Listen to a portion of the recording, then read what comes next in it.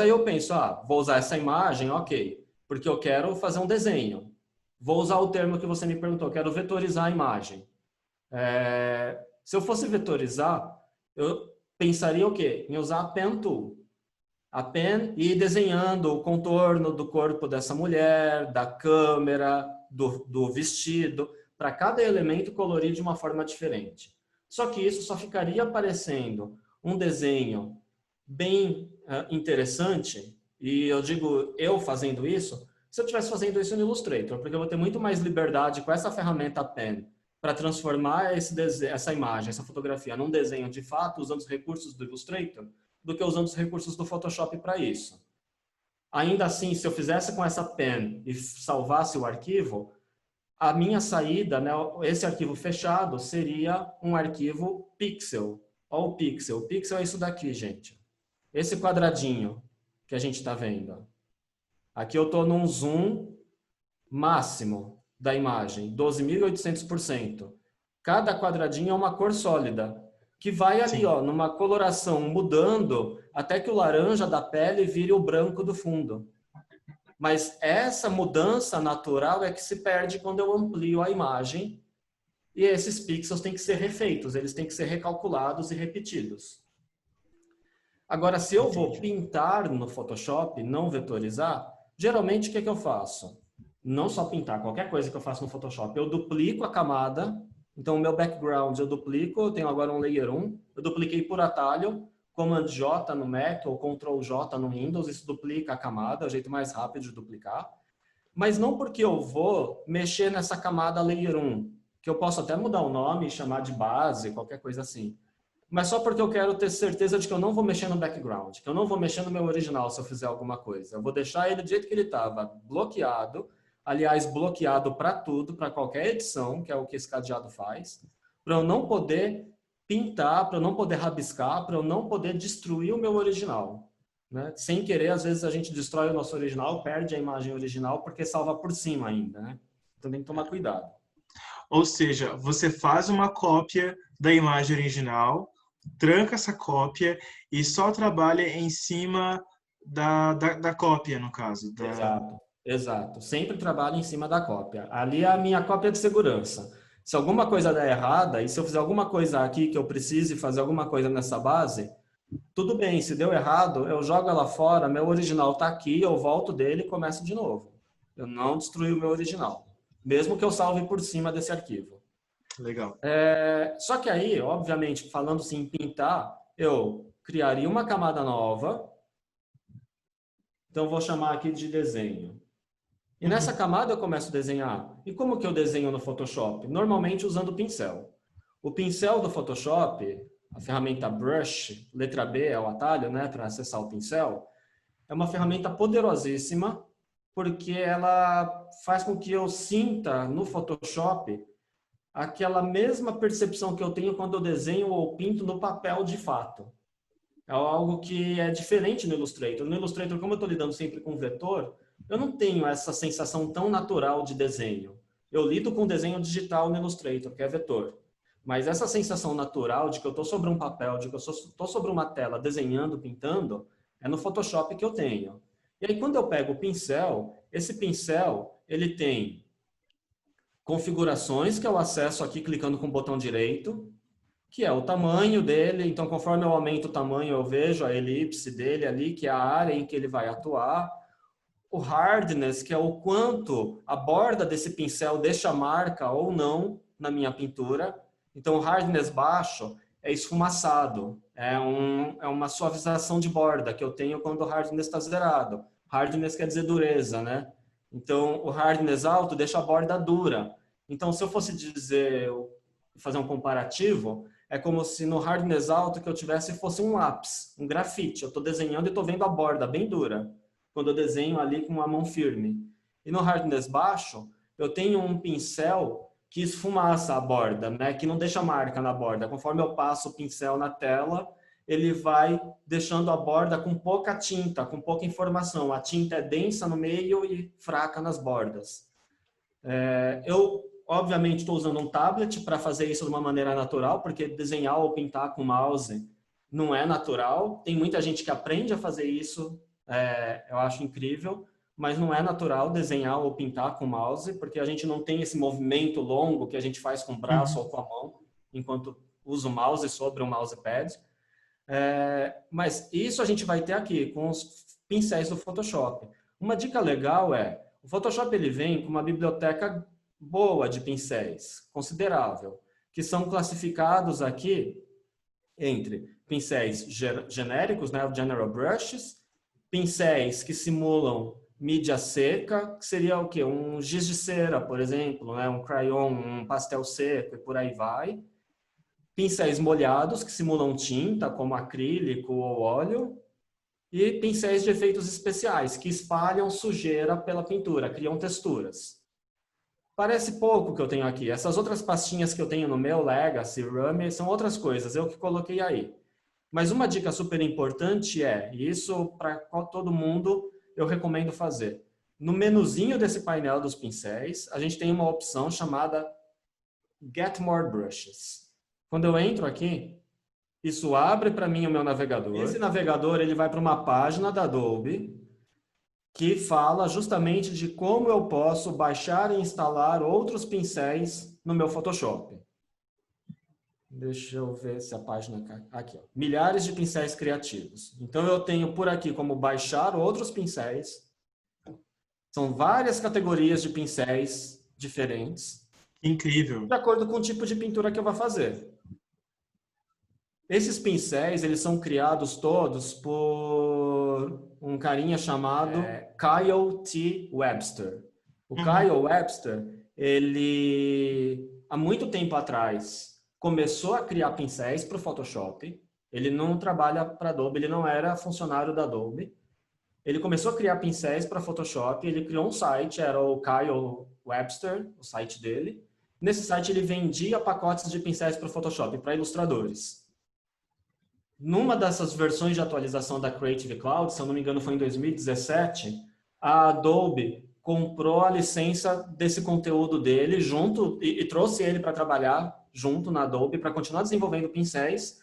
E hoje todo mundo que assina a Creative Cloud pode baixar todos os pincéis do Kyle Webster sem ter que pagar por isso. Uau. Isso que eu tenho aqui, por isso que eu tenho esse site. Por isso que tem tanto pincel e são todos esses pincéis voltados para pintura digital, para desenho, com essa ideia que você me falou justamente de vetorizar no Photoshop, que acaba não sendo, como eu já expliquei, vetorizar, mas eu desenho sim no Photoshop e simulo diversas texturas e diversos tipos de materiais desenhando no Photoshop, né? Então, se eu quero, gostei dessa biblioteca aqui de tintas corridas, mando baixar. Isso vai baixar um arquivinho, ABR. Vou salvar aqui. O que eu vou fazer no Photoshop? Eu vou lá no Photoshop, no meu painel de pincéis. Pode ser aquele do botão direito mesmo aqui, tá? Ó, eu cliquei com o botão direito aqui quando eu peguei... Eu cliquei com o botão direito aqui quando eu peguei o pincel. Pode ser aqui mesmo. E eu seleciono a opção Import Brushes. E nesse Import Brushes, eu vou nesse arquivo que eu acabei de baixar. Então, está aqui na minha pasta de downloads. Abro. Pronto, olha só. Agora eu vou ter aqui embaixo, deixa eu fechar essa pastinha, Runner Inkers. Está aqui, Runner Ink. São aqueles pincéis que eu acabei de baixar. Aí eu posso começar a testar. Então, por exemplo, eu quero testar esse daqui.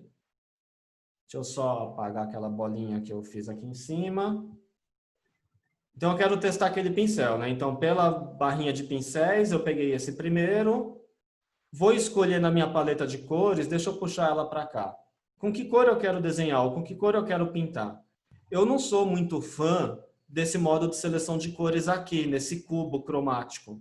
Eu gosto do círculo cromático. Eu mudo aqui para Color Wheel. E no Color Wheel eu escolho a cor. Eu escolho a matiz aqui fora e escolho o brilho e a saturação aqui dentro.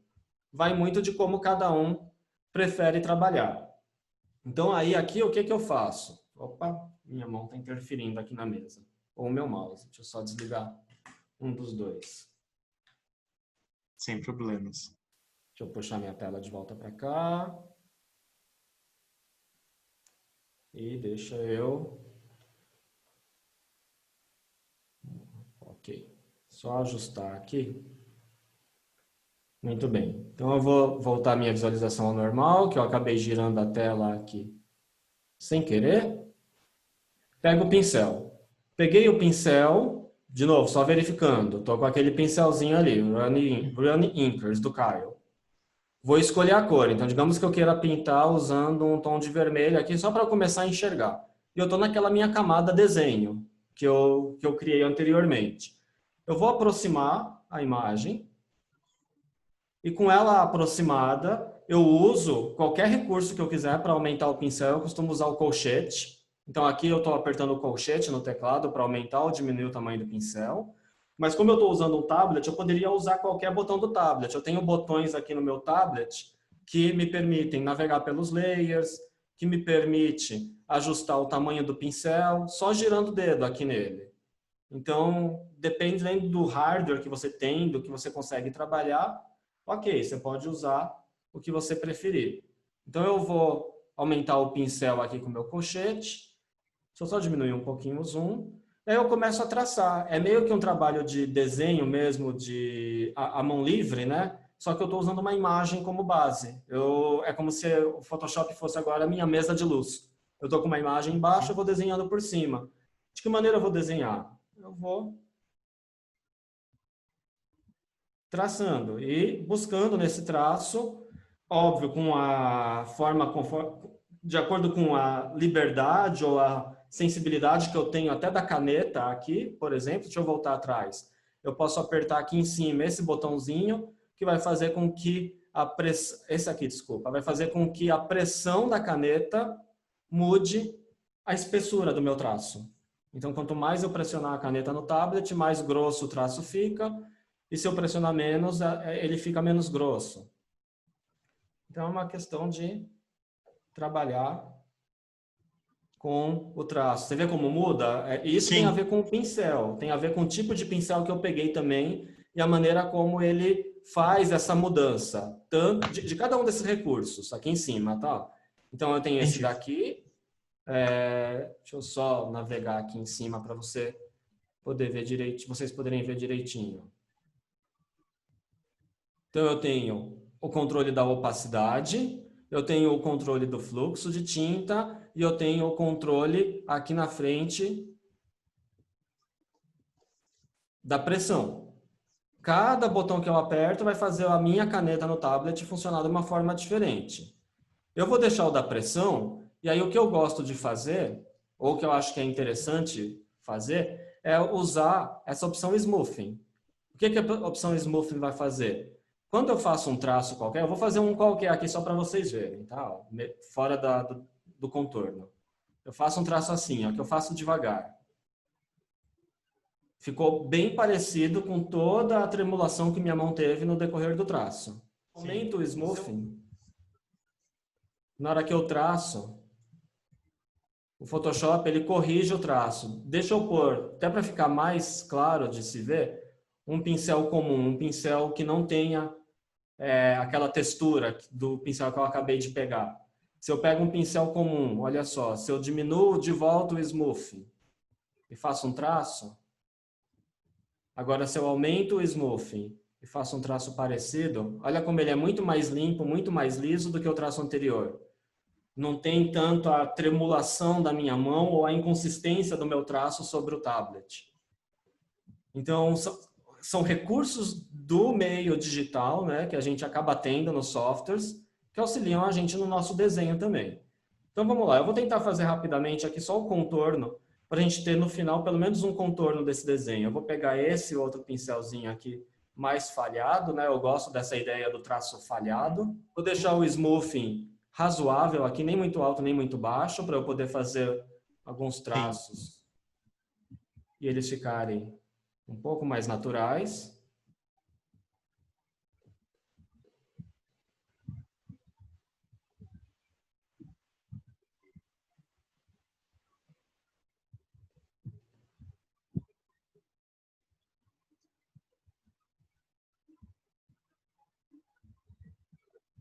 E aqui a única coisa que eu estou fazendo, vocês veem, ó, é só contornando. Eu não estou muito preocupado com, ah, tá perfeito o contorno? Não, porque eu estou pensando nisso como sendo um desenho depois. E aí eu estou fazendo o que seria o meu primeiro traço, depois eu vou trabalhar por cima dele ainda. E às vezes eu vou longe, ó, minha mão tá fluindo aqui no tablet, então eu vou indo, eu deixo. Às vezes minha mão chega numa borda do tablet, eu não comecei muito no meio, eu não comecei muito para baixo, minha mão fica numa borda do tablet, eu tenho que parar, tudo bem, eu paro. Ou simplesmente porque eu quero começar um traço separado, isso não importa. Eu vou meio que desenhando e aos poucos eu vou me acostumando a fazer isso, de maneira a ir criando outros elementos aqui no meu desenho, né? Então deixa eu meio que fazer aqui o contorno. E digamos que eu fosse meio que brincar com o olho. Aí eu vou diminuir aqui. Isso é o máximo, né, do digital. Você poder desenhar assim, se aproxima, se distancia. Se eu usar, por Exatamente. exemplo, a ferramenta de girar, eu giro a tela na hora que eu precisar. Opa, aqui. Eu giro a tela se eu precisar desenhar em outro ângulo. Então, por exemplo, se fica mais fácil eu fazer o olho assim, ok, eu desenho assim. Aí eu, ok, quero voltar ela ao normal. Então, eu vou lá na ferramenta que eu girei, dou um duplo clique e volto à tela normal. Vou fazer os cílios, por exemplo. Vou pegar lá de novo o pincel. Vou trocar o pincel, vou pegar um outro. Deixa eu pegar de uma outra categoria, só para a gente brincar com outra textura. Esse não, vou pegar esse aqui. Então, eu pego esse. Vou colocar uma outra cor para a gente diferenciar aqui. Vou colocar um tom mais escuro. Aí eu vou aqui brincar com os cílios no olho. Vou até diminuir o smoothing. Ah, já está um pouquinho baixo. Posso aqui, ó, aos poucos, ó, ir pintando de maneira natural, como se eu estivesse com um lápis na mão.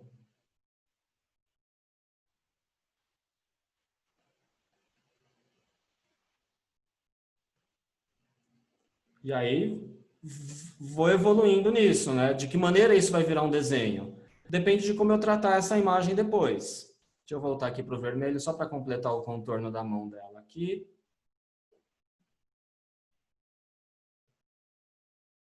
Estou fazendo super rápido, tá? Só para dar uma ideia do que seria essa brincadeira de transformar uma foto num desenho, né? Vou deixar para lá a máquina fotográfica, o restante ali do contorno da cabeça. Sim, Vou só fazer um contorno escuro aqui do cabelo, para não ficar muito estranho.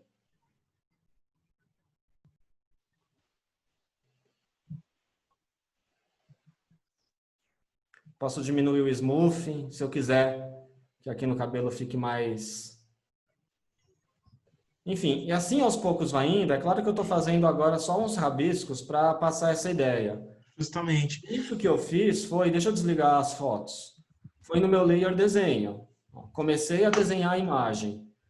Porque depois que eu faço o desenho, o que que a gente, para onde a gente parte? Para outras camadas. Eu vou ter que criar outra camada aqui, que vai ser uma camada de pintura.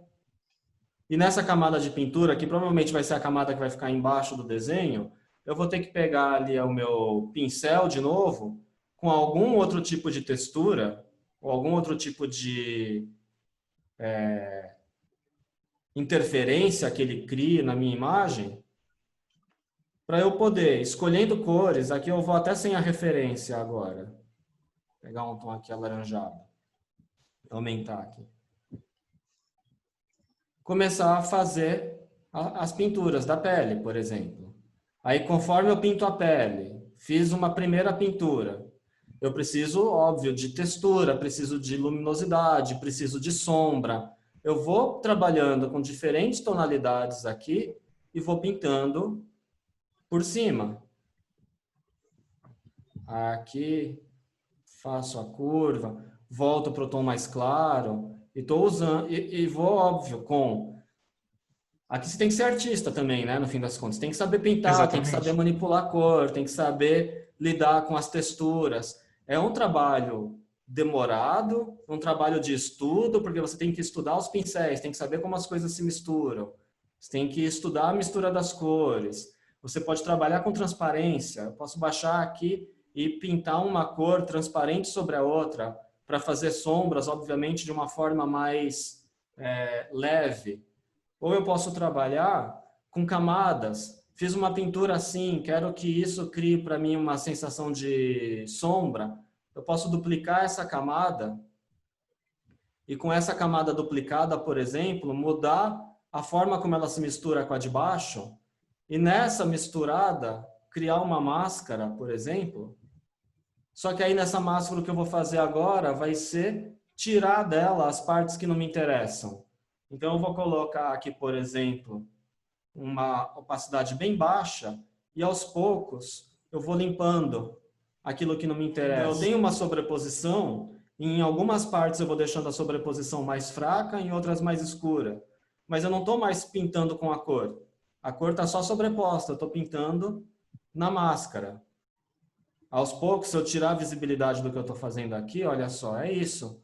Eu estou nessa máscara, deixando partes daquela cor mais transparente, enquanto eu posso deixar outras mais intensas. Sim. Essa é a ideia da composição das cores, né? De eu ir trabalhando não só na mistura, como se eu estivesse misturando tinta na tela, mas também misturando por transparência, como se eu estivesse trabalhando com a transparência do óleo, com a transparência do acrílico e sabendo como que essas tintas funcionam, só que usando recursos digitais para isso, né? Misturando elas aqui. A ideia... Bom, eu posso salvá-lo em PSD mesmo? Digamos assim, eu estou num work in progress aqui, né? Eu não terminei ele ainda. Justamente. Então, eu vou salvar ele, por enquanto, como um arquivo PSD, um arquivo do Photoshop. Porque isso vai manter a estrutura do meu arquivo. Vou lá no meu desktop, salvo como PSD. Isso vai manter a estrutura do meu arquivo para eu poder abrir esse PSD e continuar trabalhando nele quando eu precisar voltar nesse arquivo. A estrutura quer dizer o quê? Vai preservar minhas camadas, vai preservar as informações de transparência que eu coloco aqui, vai preservar a máscara, vai preservar as configurações das minhas ferramentas, tudo está salvo no PSD. Vai preservar os paths, se eu estiver trabalhando com path para recortar a imagem, os canais de seleção, enfim. PSD salva tudo isso. Acabei, vou distribuir isso, vou compartilhar. Aí tem duas formas. Se eu vou distribuir na web, num projeto de website ou até na rede social, o Photoshop tem um export as, e esse export as é justamente para isso, para finalização para a tela, e nele eu escolho qual é o formato de imagem que eu preciso. Olha os formatos que eu tenho aqui, todos os formatos para a web. PNG, se eu tivesse recortado esse fundo branco e tivesse que preservar a transparência, seria o PNG, o formato escolhido. Sim. JPEG, para preservar a imagem com o máximo de qualidade, mas diminuindo o tamanho dela, para que ela fique leve para compartilhamento. GIF, se eu tivesse feito a animação e tivesse que preservar, então, a animação, mas sabendo que eu tenho aí um limite de cores, né, de 256 cores só em GIF. E SVG, que é para compartilhamento de informação vetorial. Nesse caso, eu compartilharia essa em JPEG. Geralmente, para postagem em rede social, eu poderia até reduzir aqui para 85%. Visualmente, numa publicação numa rede social, ninguém vai ver essa diferença de 85% na qualidade da imagem. Isso para reduzir o tamanho. E é óbvio que se isso fosse para um story no Instagram, a minha altura teria que ser no máximo 1920. Então eu mudaria a altura para 1920 e isso faria com que a minha largura seja automaticamente ajustada. Então já ficou 1280 na largura. O melhor seria eu recortar antes corretamente na dimensão do Instagram, né? Que é 1080 por 1920 para o Stories, ou 1080 por 1080 para os feeds. Eu usaria a ferramenta Crop para fazer esse ajuste. Mas aqui seria um modo de saída. Eu estou resolvendo a questão na saída, né? Se fosse para impresso, eu geraria um PDF. Eu teria que fechar o PDF. E aí fechar o PDF, aí no menu File, Save As e salvar como PDF. E escolher no mínimo o preset para impressão gráfica, que é o Press Quality. Ou salvaria a imagem em formato TIFF. que é um formato que preserva também as informações dela em alta qualidade e não comprime como JPEG. Então, você não perde qualidade por conta da compressão na impressão gráfica. Entendi.